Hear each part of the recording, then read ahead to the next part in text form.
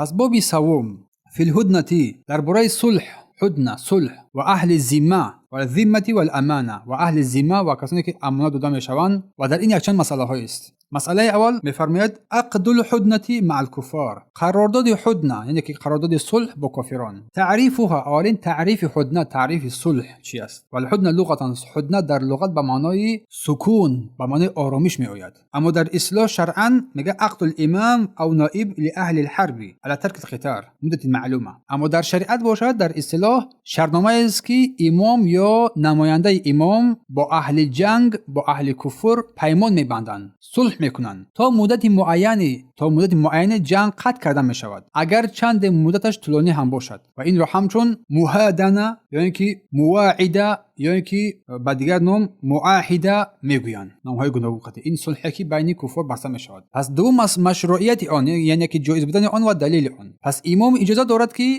با کافران هدنه یعنی که صلح بندد، صلح نماید، اگر در آن برای مسلمانان منفعت باشد، بر منفعت مسلمانان مصلحت آنها باشد، مثل ضعیف بودن مسلمانان یا که آماده نبودن آنها برای جنگ یا یکی امید اسلام آوردن این کافران یا مانند این. همچنین بارک الله فیکم. دوم در بیان مشروعیت ما گفتیم درباره صلح با کافران از نگاه شریعت جایز است. پس مشروعیت آن و دلیل آن. پس امام اجازه دارد که با کافران صلح بندد، آشتی کند، اگر در آن برای مسلمانان مصلحت باشد، برای مصلحت و منفعت مسلمانان باشد، مثل ضعیف بودن مسلمانان، اولا ضعیف بودن مسلمانان یا که آماده نبودن آنها یا که امید اسلام آوردن کافران یا مانند اینها دیگر چیزها هم اگر که برای منفعت باشد، پس در این مورد صلح کردن جایز است. و دلیل اون قول الله سبحانه و تعالی است که میفرماید فإن جنحوا للسلم فاجنح لها، اگر آنها با صلح میل کنند تو هم با آنها میل کن، یعنی صلح کن. سوره انفال آیه 61.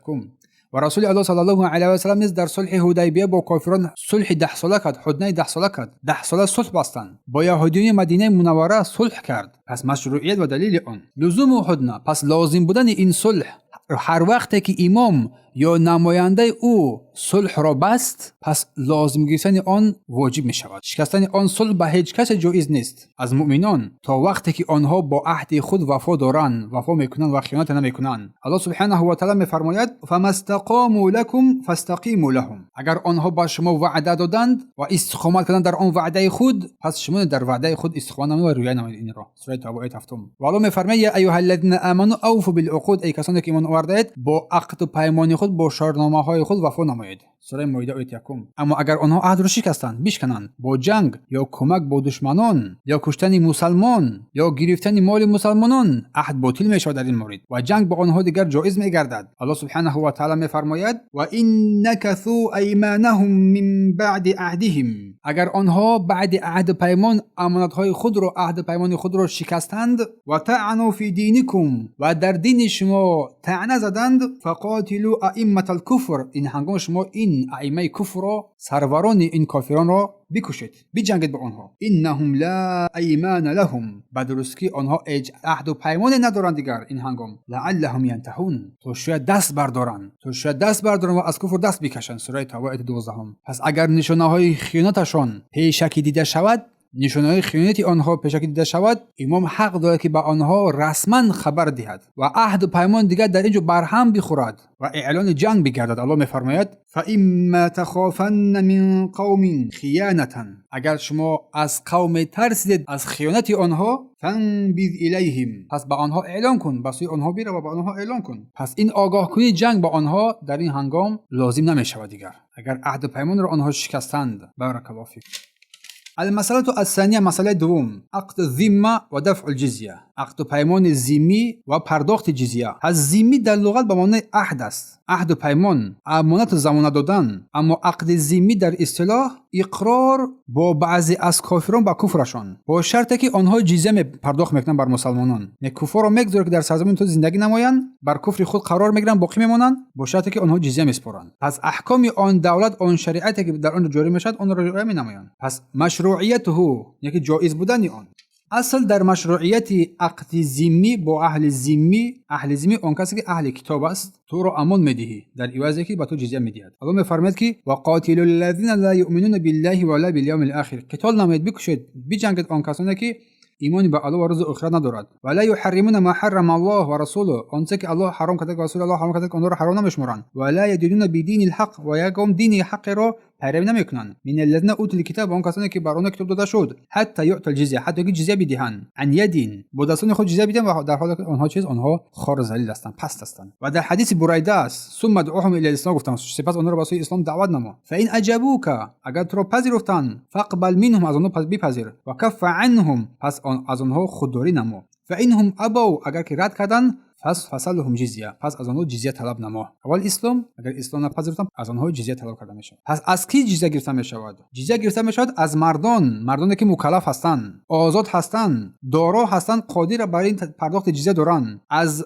برده گرفته نمی شود، چون مال ندارد وای، چون وای به منزلت فقیر است. و همچنین از زن، از کودک، از دیوانه گرفته نمی شود، چون آنها از اهل قتال نیستند، غالبا از اهل جنگ نیستند. از بیمار گرفته نمی شود، از پیرانسال گرفته نمی شود، چون اصلا در اصل خون اینها چیز ریخته نمی شود، اینها کشته نمی شوند. و غیر اینها زنها مثلا همچنین. موجب عقد ذمه، چه چیز عقد ذمه را واجب میگرداند؟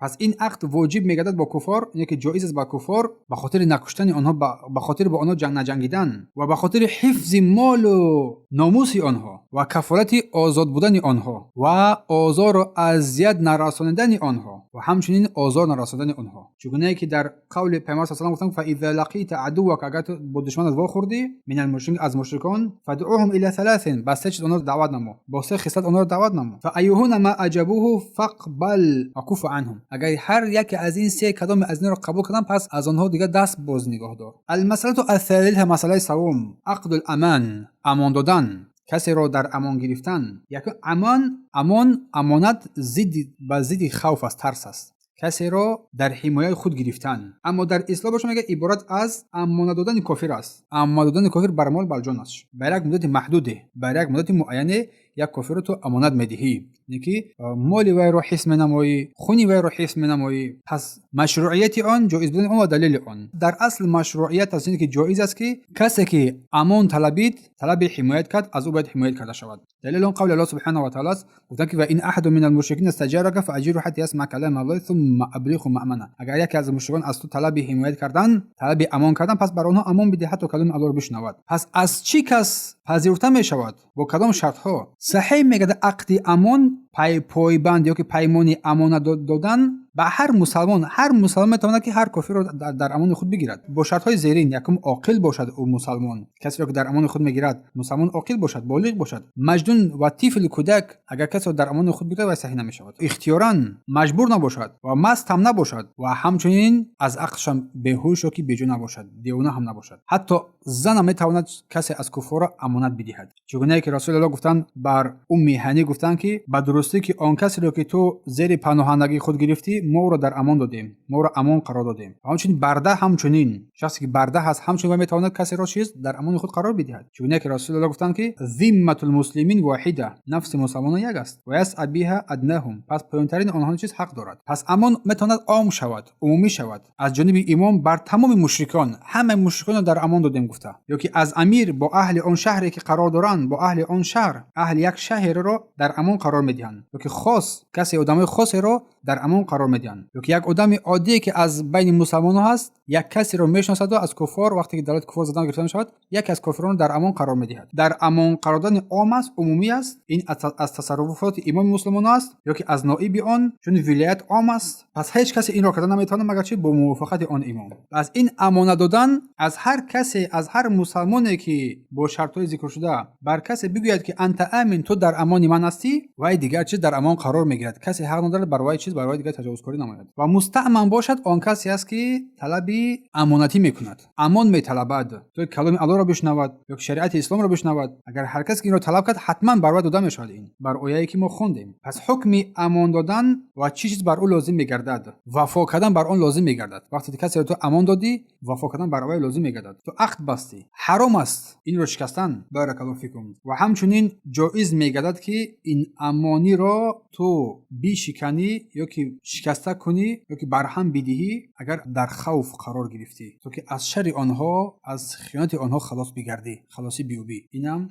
قسمتا جایز میگردد. این است مسئله صلح و اهل ذمه و مسئله امانت دهی که امانت دادن کافران. در اینجا درس ما به اتمام رسد. سبحانك اللهم بحمدك اشهد ان لا اله الا انت استغفرك و اتوب الیه. پروردگارا دین ما را که اساس کارهای ماست اصلاح نما، دنیای ما را که اساس زندگی ماست اصلاح نما و آخرت ما را که بازگشت به سوی ما و سوی توست اصلاح نما و زندگی ما را برای ما پروردگارا سبب افزایش ایمان، خیر، نیکویی، تقوا و پرهیزگاری بگردان و مرگ ما را برای مایان رهایی از هر بدیها قرار بده. پروردگار گذشتگان ما را از مؤمنان مسلمانان شایسته رحمت قرار بده. به درستی که پروردگار ما با نفسهای خود ظلم و ستم بسیار کردیم، اگر تو ما را نبخشی نه آمرزی، به درستی که ما از جمله زیانکاران و ستمکاران قرار میگیریم. پروردگار تو پاک و منزه هستی ای الله و حمد و ستایش تو را میگیم و گواهی میدیم که هیچ معبودی بر حق جز تو نیست و تو آمرزنده مهربان هستی. پروردگار با تو توبه میکنیم، با تو باز میگردیم.